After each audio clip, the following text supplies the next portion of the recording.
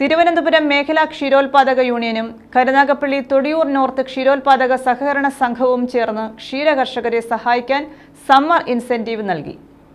December March മാസങ്ങളിൽ പാൽ അളവിന്റെ അടിസ്ഥാനത്തിൽ ലിറ്ററിന് 8 രൂപ ക്രമത്തിലാണ് ഇൻസെന്റീവ് നൽകിയത്.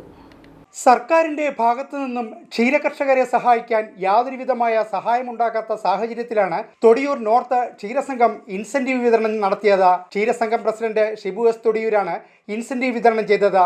ക്ഷീരകർഷകരെ സഹായിക്കുന്നതിന് വേണ്ടി നിരവധി പദ്ധതികൾ നിലവിലുണ്ടെങ്കിലും അതിലൊന്നും ഗുണഫലം ക്ഷീരകർഷകർക്ക് ലഭിക്കും.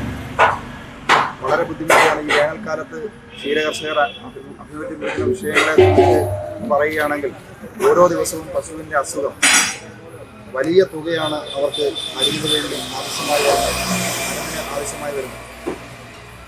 അതുപോലും കണ്ടെത്താൻ കഴിയാത്ത ഒരവസ്ഥ. ഡയറക്ടർ ബോർഡ് അംഗങ്ങളായ ബി സത്യദേവൻ പിള്ള, രാജു തോമസ്, വത്സല, റഷീദ ബി, രമ, സംഘം സെക്രട്ടറി ബി മീനു എന്നിവർ സംസാരിച്ചു. News bureau, Karunagappally.